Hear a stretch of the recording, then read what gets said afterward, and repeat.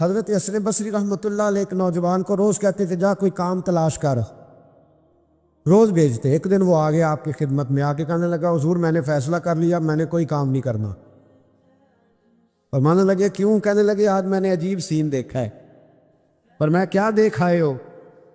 کہنے لگا جی میں جنگل میں گیا ہوں تو میں نے دیکھا ہے ایک شیر نے شکار کیا ہے، آدھا اس نے کھا لیا ہے اور آدھا منہ میں پکڑ کے سفر شروع کر دیا ہے۔ ایک پہاڑی پہ چڑھ گیا شیر، میں بھی ایک درخت پہ چڑھا دیکھ رہا تھا۔ حضرت جی جب وہ شیر پہاڑی پہ چڑھا ہے تو وہاں ایک لومڑی بیٹھی تھی جس کی ایک ٹانگ بھی کٹی ہوئی تھی اور دونوں آنکھوں سے نابینا بھی تھی۔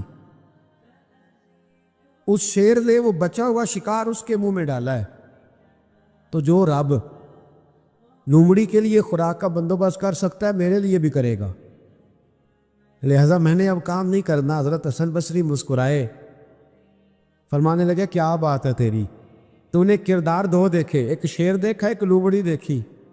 فرمانے لگے بیوقوف، تو نے لومڑی بننے کا پروگرام بنایا، شیر بننے کا کیوں نہیں بنایا؟ تو لومڑی بننے کا پروگرام بنایا کہ کوئی کما کے لائے گا تو میں کھاؤں گا، شیر بن، شکار کر، کھا بھی اور کھلا بھی، غریبوں کے پاس بھی لے کے جا، کھا بھی اور کیا بن، شیر بن، شیر کھا بھی اور کھلا بھی، محنت کر، جدوجہد کر۔ علامہ اقبال لندن میں تھے تو بیٹے نے خط لکھا کہ ابا جی ضرورت پڑ گئی ہے، مجبوری آ گئی ہے، کچھ پیسے کسی سے ادھار لے لوں، جب آپ واپس آئیں گے تو لوٹا دوں گا۔ تو اقبال نے اپنے بیٹے کو خط لکھا اور اس خط کے اندر ایک نظم لکھی، اور کیا انداز اختیار کیا، جاوید کے نام اس نظم کا نام رکھا۔ اقبال کہنے لگے دیار عشق میں اپنا مقام پیدا کر، ابے کے سہارے جینا اب چھوڑ دے، اب والد کو بیساکھی بنا کے آگے بڑھنا چھوڑ دے، دیار عشق میں اپنا مقام پیدا کر، نیا زمانہ نئے صبح و شام پیدا کر، خدا اگر دل فطرت شناس کرے عطا تجھ کو، سکوت لالا و گل سے کلام پیدا کر۔ اور میرا طریق امیری نہیں فقیری ہے، میرا طریق امیری نہیں فقیری ہے، خود ہی نہ بیچ غریبی میں نام پیدا کر، خود ہی نہ بیچ غریبی میں نام پیدا کر۔ پتہ تو تب ہے نا کہ جب تو غریب ہو پھر کچھ کر کے دکھائے، جب تو کمزور گھرانے سے اٹھے پھر تو کچھ کر کے دکھائے۔ ابے کا سجادہ نشین بننا آسان، ابے کی فیکٹری والی کرسی پہ بیٹھ جانا آسان، لیکن تو بتانا تیرے اندر بھی کوئی خوبی ہے بھائی کہ نہیں؟ بتا، یہ تو کمزور لوگ ہوتے۔ میرا طریق امیری نہیں فقیری ہے، خود ہی نہ بیچ غریبی میں نام پیدا کر۔ دنیا میں کوئی پیشہ برا نہیں۔ حضرت داؤد لوہے کا کام کرتے تھے، لوہے کا کام حضرت داؤد کو کہے برا لوہار کو، یہ حضرت داؤد کرتے تھے، خود نبی پاک علیہ السلام نے بیان فرمایا۔ حضرت نوح علیہ السلام لکڑی کا کام کرتے تھے، حضرت سیدنا آدم علیہ السلام کھیتی باڑی بھی کرتے تھے اور کپڑا بھی بنا کرتے تھے، اماں حوا گھر کے اندر کپڑا بنتی تھی۔ یہ پیشے برے ہیں؟ کچھ چیزوں سے دل سخت ہوتا ہے۔ جو لوگ دنیا داری کی اور فضول باتیں زیادہ کرتے ہیں ان کا دل سخت ہو جاتا ہے، جو ہنستے زیادہ ہیں ان کا بڑا سخت ہو جاتا ہے، اور صوفیاء کہتے ہیں جو کسی پہ ہنستے ہیں نا ان کا تو مردہ ہی ہو جاتا ہے، تو معاملہ ہی ختم ہو گیا۔ اور جو لوگ رزق حرام کی طرف بڑھتے ہیں ان کا دل بھی مردہ ہو جاتا ہے۔ اور اقبال کہتے ہیں جو مشینی زندگی گزارنے لگتے ہیں نا روحانی زندگی سے نکل جاتے ہیں۔ ہم آج کل مشینی زندگی پہ آ گئے، ہمارے پاس انٹرنیٹ ہے، موبائل ہے، آواز کے فاصلے اتنے کم ہوئے ہیں کہ دلوں کے فاصلے بڑھ گئے ہیں۔ اقبال کہنے لگے دل کے لیے موت ہے، دل کے لیے موت ہے، دل کے لیے موت ہے یہ مشینوں کی حکومت۔ احساس مروت کو کچل دیتے ہیں یہ آلات، آلات پہ زندہ ہیں ہم۔ دل کے لیے موت، اور کسی کے گھر جانا، دروازے پہ دستک دینا، اور کبھی خط لکھنا تو سوچ سوچ کے، کبھی کاٹنا تو پھر لکھنا۔ لفظ یہ اس کے شایان شان نے یہ جملہ میں نے بدل دیا ہے، لیکن اب بے باکانہ گفتگو ہے، تو مجھے وائس کر دے میں تجھے وائس کر دوں گا، حال ہی کوئی نہیں۔ تو کیا کوئی سوچے گا، کیا کوئی لکھے گا، کیا کوئی اس میں خوبصورتی کے رنگ بھرے گا؟ سخت ہو جاتے ہیں دل جب آپ مشینوں کی زندگی میں زندہ رہتے ہیں۔ دل نرم کیسے ہوتے ہیں؟ میرے نبی پاک نے فرمایا یتیم کے سر پہ ہاتھ پھیر، رب تیرا دل نرم کرے گا۔ اگر زنگ لگ جائے دل کو تو اللہ کا ذکر کر، قرآن پاک کی تلاوت کر، اللہ تیرے دل کو نرم کر دے گا۔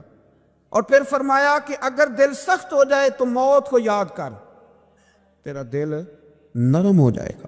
اچھوں کی صحبت اختیار کریں تو دل نرم ہو جاتا ہے۔ قبروں کی زیارت کریں، جائیں کبھی اپنے شہر کے قبرستان میں، غور کریں کہ وہ چودھری صاحب لیٹے ہیں، یہ علامہ صاحب لیٹے ہیں، وہ فلاں بہت بڑے افسر لیٹے ہیں، وہ دیکھو وہ میرا عزیز لیٹا ہے۔ وہ ہارون رشید نے کہا حضرت داؤد تائی سے نصیحت کر دیں، تو فرمانے لگے باپ کدھر ہے تیرا؟ کہا حضور قبرستان میں، اماں قبرستان میں، دادا نانا بڑے بھائی سب قبرستان۔ فرمایا میں کیا نصیحت کروں؟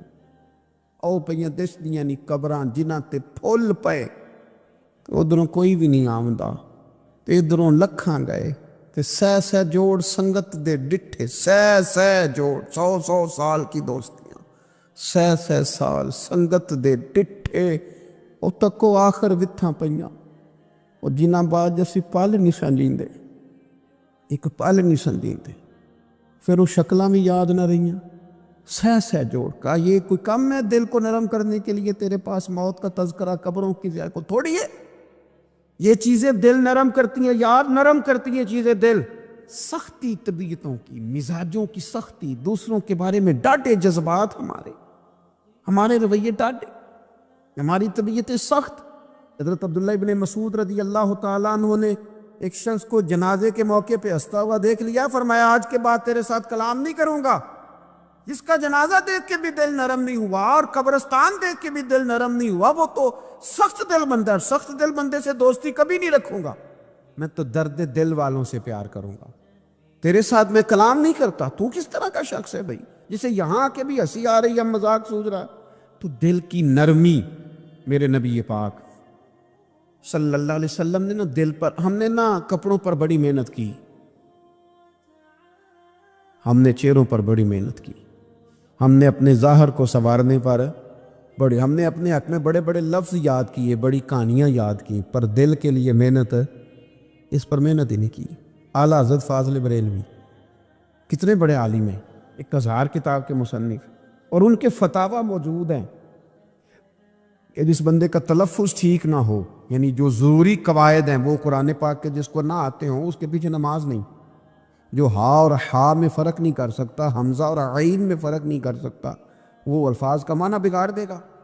لیکن اعلیٰ حضرت چونکہ صوفی ہیں، درویش ہیں، علم کے ساتھ تو ایک اور رنگ بھی بیان کرتے۔ وہ کہتے ہیں یہ نہ ہو کہ صرف تو حروف کے ہیر پھیر میں لگا رہے، صغرے کبرے ٹھیک کرتا رہے، دارابا یادرب کے چکر میں پڑا رہے، اور دل پر تو توجہ ہی نہ دے۔ فاضل بریلوی رحمۃ اللہ علیہ فرمانے لگے کہ 2 علماء نے قرآن ایک درویش کے پیچھے نماز پڑھی، تو مستحب جو قواعد تھے نا جن کے بغیر نماز، وہ ٹھیک نہیں تھے ذرا ان کے، تو وہ کہنے لگے دیکھا جی اتنے بڑے پیر صاحب ہیں اور ان کی تو قرات ہی ٹھیک نہیں، تلفظ ہی ٹھیک نہیں۔ حالانکہ لفظ تاثیر سے بنتے ہیں، تلفظ سے نہیں۔ لفظ تاثیر سے بنتے ہیں، تلفظ سے نہیں۔ اہل دل آج بھی ہیں اہل زبان سے آگے۔ انہوں نے کہا جی بابا جی کا تو تلفظ ہی ٹھیک نہیں۔ اعلیٰ حضرت نے لکھا ہے ملفوظات شریف میں، فرماتے ہیں پھر وہ نہ نہانے کے لیے چلے گئے نماز پڑھ کے فارغ ہو کے، تو وہ پانی میں اتر گئے تو شیر ان کے کپڑے اٹھا کے لے گیا۔ اب کتنی کو دیر پانی میں رہتے، نکلے بھی تو کیسے نکلے، شرم آتی ہے۔ مختصر لباس پہن کے وہ غسل کرنے کے لیے گئے تھے، اب پانی میں سردی، کتنی کو دیر بندہ پانی میں رہے۔ لوگوں نے آ کے کہا حضور وہ آپ کے مہمان تو الجھ گئے، بڑے بری طرح پھنس گئے، مہربانی فرمائے ان کو تو بچائیں، وہ تو سخت الجھن میں۔ کہ کیا ہوا؟ کہنے لگے وہ شیر کپڑے لے گیا، اور وہ پانی میں اب کچھ تو ہونا چاہیے۔ تو وہ بزرگ گئے، جا کے نہ دور کھڑے ہو کے شیر کو آواز دی، شیر کو۔ حضور کے صحابی تھے نا حضرت سفینہ، قافلے سے رستہ بھول گئے، ایک سائیڈ پہ ہو گئے تو سامنے شیر آ گیا۔ میں نے کہا ہے لیکن جب آ جائے تو، جب شیر سامنے آ جائے، جب سامنے آ جائے پھر پتہ چلتا ہے کہ یہ تو واقعی آ گیا ہے۔ پھر انداز اور ہوتا ہے. حضرت سفینہ کے سامنے شیر ہی آ گیا, مشکات میں شیر آیا. اب کوئی بھاگتا ہے, کوئی چڑھتا ہے درخت پہ, کوئی لکڑی اٹھاتا ہے, کوئی اسلحہ پکڑتا ہے. حضرت سفینہ فوراً بولے, کہنے لگے او شیر, ذرا خیال کرنا میں رسول اللہ کا غلام ہوں. پھر آکھیا شیر سفینہ تائی جا رہا یار آ جان دے, اور جڑے غلام رسول اللہ دے اسی غلام ہونا دے. شیر دم ہلاتا رستہ چھوڑ گیا. اور بابا جی بھی گئے, فاضل بریلوی کہتے ہیں شیر کو آواز دی, شیر دوڑا آیا.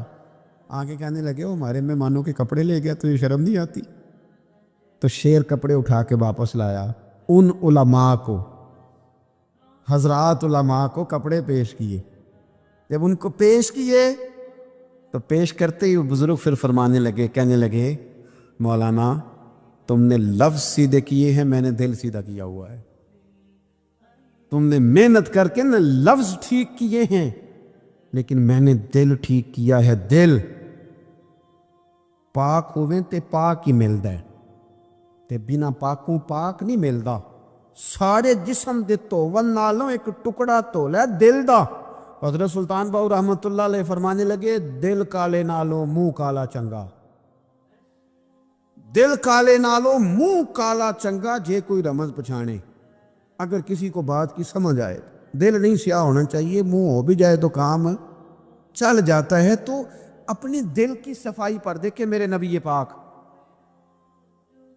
علیہ وسلم نے ارشاد فرمایا کہ رب نہ تمہارے مال دیکھتا ہے نہ چہرے دیکھتا ہے, رب تو تمہارا دل دیکھتا ہے. اور امام غزالی حدیث لائے ہیں, حضرت عمر فاروق رضی اللہ تعالیٰ عنہ فرماتے ہیں کسی نے حضور صلی اللہ علیہ وسلم سے پوچھا کہ رب آسمانوں میں کہ زمینوں میں؟ جلوے تیری ذات کے کو بکو ہیں, جدھر دیکھتا ہوں ادھر تو ہی تو ہے. اللہ زمینوں میں کہ آسمانوں میں؟ تو حضور فرمانے لگے رب تو بندہ مومن کے دل میں رہتا ہے, اللہ تو مومن کے دل میں ہے. مومن کے دل کتنا بڑا ہے وہ دل جس میں رب ہے, رب کی یاد ہے, رب کی محبت ہے. اس لیے حضرت عمر فرمایا کرتے تھے میں نے دل کی آنکھوں سے اپنے مالک کی زیارت کی ہے. اور اقبال نے شاید اسی لیے مشورہ دیا تھا کہ دل بینا بھی کر خدا سے طلب. آنکھ کا نور دل کا نور نہیں, اللہ سے آنکھوں والا دل مانگ, اندھا نہ ہو جائے کئی طرح دل. دل بینا بھی کر خدا سے طلب, آنکھ کا نور دل کا نور نہیں. عزیز بھائی اللہ کے جلوے, لیکن ایک بات ذہن میں رکھنا,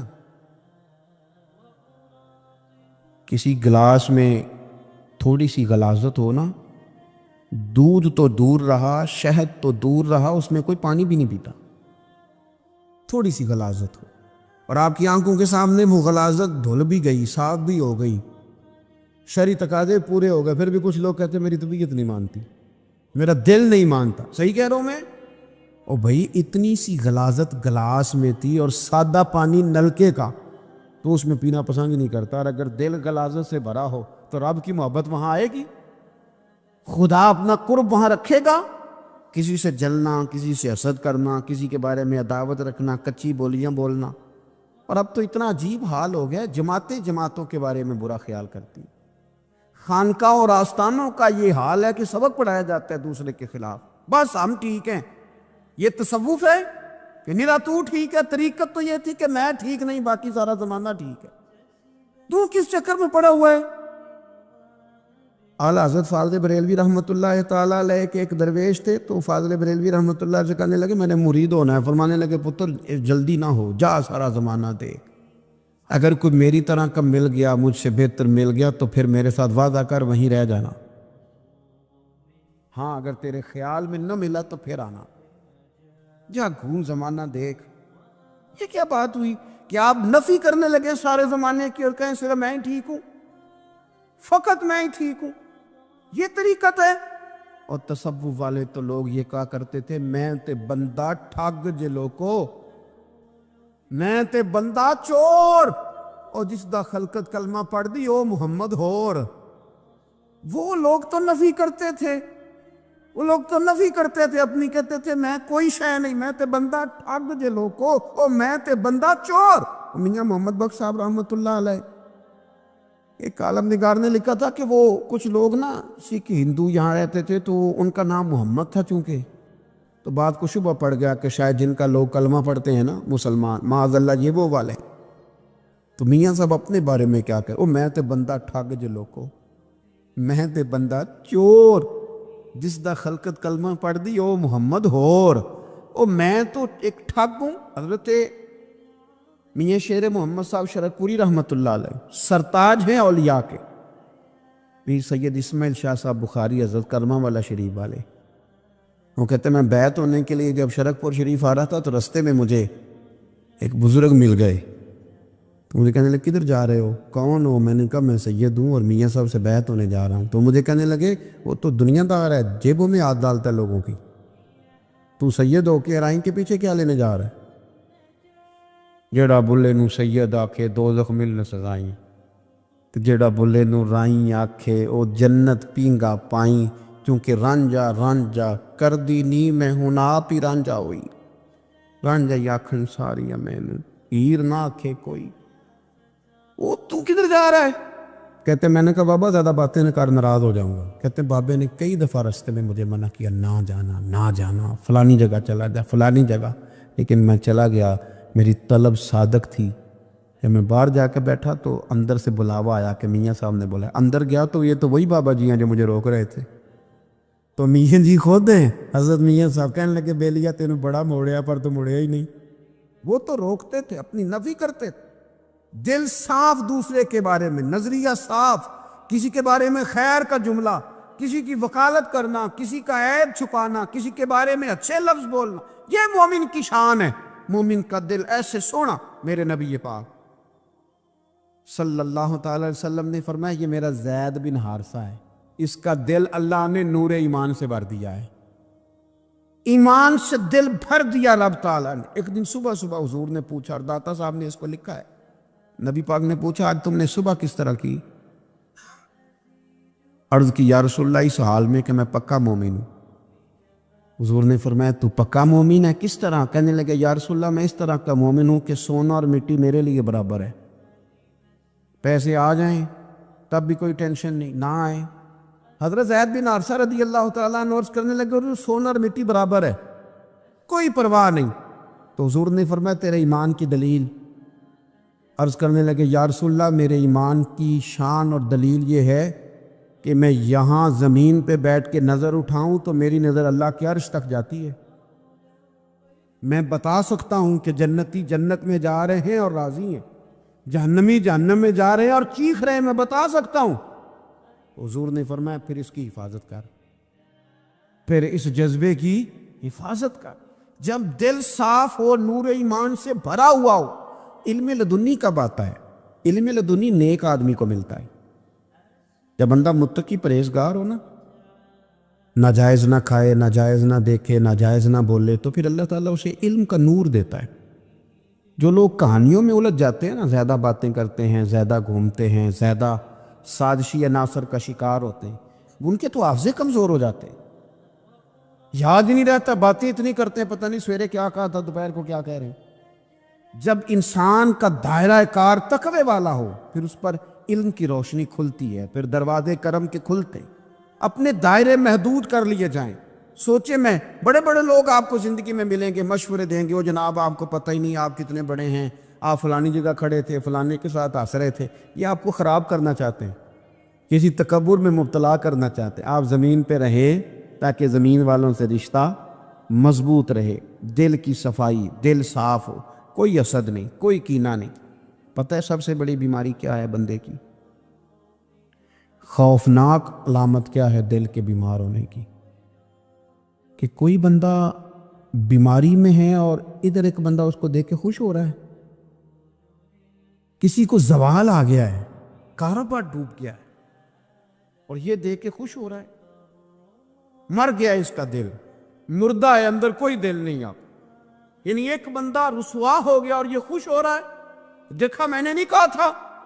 جب کوئی کسی کی رسوائی، کمزوری اور کسی کے زوال پر راضی ہونے لگے تو پھر سمجھ لے کہ اس کا حال اتنا برا ہو گیا ہے کہ اب یہ اخلاقی طور پر مردہ زندگی گزار۔ ہمارا اب یہ حال ہے کہ ہم لوگوں کے دکھوں پر ہنسنے لگے، ہم کسی کے ہاں کوئی شخص تکلیف میں آتا ہے تو ہم اس کو کہکہوں میں اڑاتے ہیں. یارو زندہ قومیں یہ کام نہیں کرتی، زندہ قومیں یہ کام نہیں کرتی. میرے نبی پاک صلی اللہ علیہ وسلم نے فتح کے موقع پر بھی گردن کو جھکا کے بتایا کہ جب رب عروج دے تو پھر اللہ کی بارگاہ میں جھک جایا کرو. کسی شخص کے پتہ ہے ایک حدیث سنو، یہ مسلم شریف میں موجود ہے. حضور نے فرمایا ایک بندہ گناہ کرتا تھا، پھر اس نے توبہ کر لی.